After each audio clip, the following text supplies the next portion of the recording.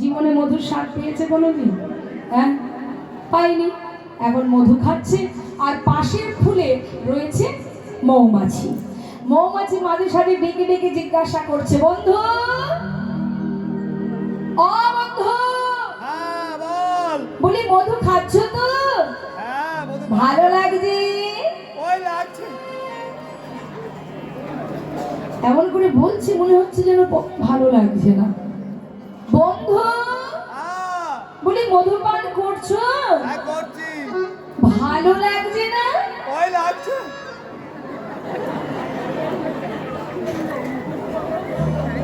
ভালো কি আর লাগে? হ্যাঁ, সারা জীবন গোবর খেয়েছে, মধু তার কি ভালো লাগবে গো মা? হ্যাঁ, আমাদেরও অবস্থা এরকম, আমাদেরও অবস্থা তাই।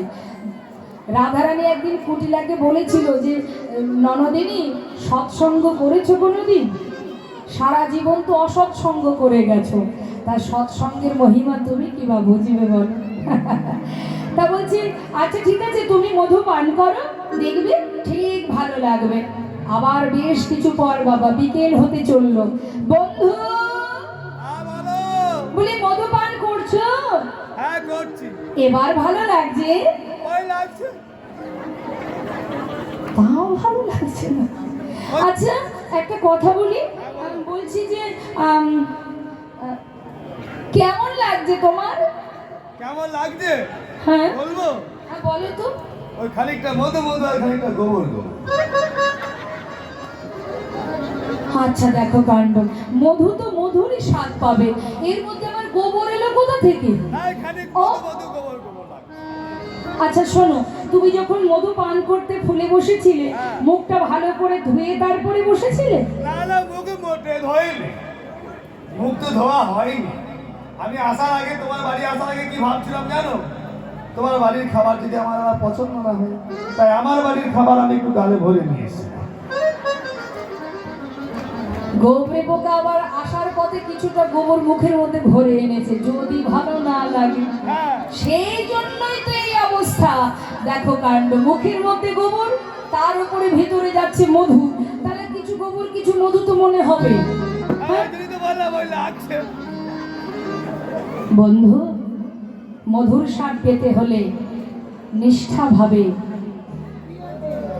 তুমি ভালো করে মুখ ধৌত করে পরিষ্কার হয়ে পরিচ্ছন্ন হয়ে তারপরে তুমি মধু পান করো, দেখবে আমি বলছি শুদ্ধভাবে যদি তুমি মধু পান করো, পরিষ্কার হয়ে বদন পরিষ্কার করে যদি মধু পান করো, তবেই তুমি মধুর স্বাদ অনুভব করতে পারবে। তাই বলি শোনো বন্ধু, ভালো করে মুখটা ধুয়ে নাও, পরিষ্কার হও, তারপরে মধু পান করো। ওমা, মধু পান করবার জন্য ভালো করে মুখটা ধুয়ে নিল, নিয়ে এবার মনস্থির করলেন যে আমি মধু পান করতে বসেছি। স্থির করে এবার যেই না ফুলে বসে মধু পান করতে শুরু করেছে, মধু পান করতে করতে করতে করতে মধুর নেশায় কখন যে বিভোর হয়ে গেছে, কোনো দিকে তার খেয়াল নেই। দেখতে দেখতে সূর্য পশ্চিম দিকে ঢলে পড়ছে, আর সূর্য যখন পশ্চিম দিকে ঢলে যায়, তখন দেখবেন পদ্ম ফুলের পাপড়িগুলো একটু একটু করে সব কিন্তু বন্ধ হতে থাকে। হ্যাঁ, যখনই কিনা সূর্য পশ্চিম দিকে ঢলে পড়ছে, মৌমাছি চিন্তা করছে সর্বনাশ, ফুলের মধ্যে বন্ধু বাধা পড়ে যাবে। সে তো জানে না যে এই ফুলে কত সময় মধু পান করতে হয়। চিৎকার করে ডাকছে, বন্ধু বন্ধু বন্ধু, তুমি কোথায়? বন্ধু উঠে এসো, আর ফুলের ভিতরে থেকো না। ওই দেখো সূর্য ডুবে যায়, তুমি এখনই ফুলের মধ্যে বাধা পড়ে যাবে। বন্ধু উঠে এসো। বন্ধু তুমি কোথায়? বন্ধু তুমি কোথায়? হঠাৎ চিৎকার করে বলে উঠল, কেন ডাকছো বারবার? আমাকে তুমি বারবার ডেকো না, আমাকে মধু পান করতে দাও, ডেকো না, সেবায় বিঘ্ন ঘটিও না। নেশার ঘরে মধু পান করতে করতে কখন যে ফুলের পাপড়িগুলো সব বন্ধ হয়ে গেল।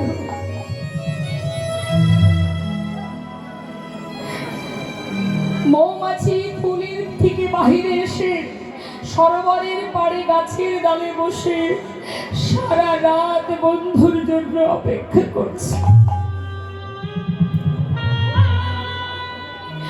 ভোর হতে না হতেই, সূর্যের আলো পড়তে না পড়তেই আবার ফুলের পাপড়িগুলো যখন মেলে উঠল, এদিকে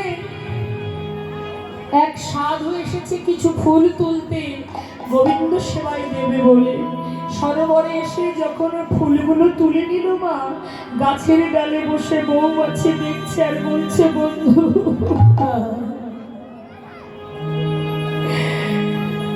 এ কি সৌভাগ্য তোমার, আজ তুমি বৈষ্ণবের কৃপা লাভ করতে পারলে।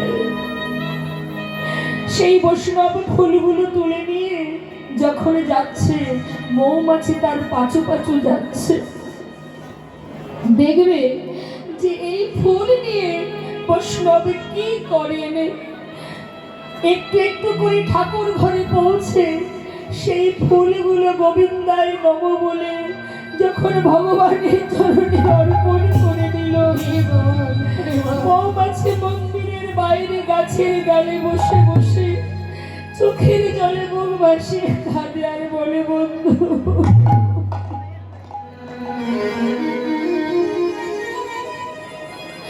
চিরকাল আমি মধু পান করেছি বটে, কিন্তু এমন ভাবে কোনোদিন আমি মধু পান করিনি যেমন ভাবে তুমি করেছো।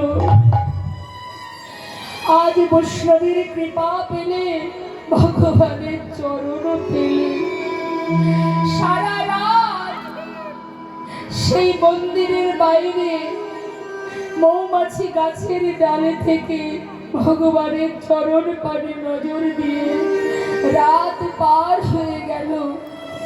দেখছে মৌমাছি, আমার বন্ধু দেখি সে এবার কোথায় যায়। সেই বৈষ্ণব ভোর হতে না হতেই ভগবানের চরণ থেকে ফুলগুলো তুলে নিয়ে ছুটে এসে গঙ্গার পাড়ে গঙ্গার জলে ভাসিয়ে দিল। মৌমাছি কাঁদে আর বলে, বন্ধু বৈষ্ণবের কৃপা, ভগবানের চরণ সেবা, এমনকি গঙ্গায় তুমি আজ নিয়োজিত হলে। তোমার মতো এমন বড় ভক্ত কয়জনা হতে পারে। আমি সারা জীবন সরোবরের মধু পান করেও কোনোদিন ভগবানের চরণ পেলাম না। আমার যে মধু পান করা হয়নি গো, তোমার মতো করে যদি আমি মধু পান করতে পারতাম, আজ আমিও গোবিন্দ চরণে ঠাঁই পেতাম। তাই মাগো, ভগবানকে যদি প্রকৃত কেউ ভালোবাসে, ভগবান বললেন ভক্ত যদি মনে প্রাণে ভালোবেসে আমাকে যাই দিক, যেভাবে দিক না কেন, আমি যে তাতেই খুশি হই, আমি আর কিচ্ছু চাই না।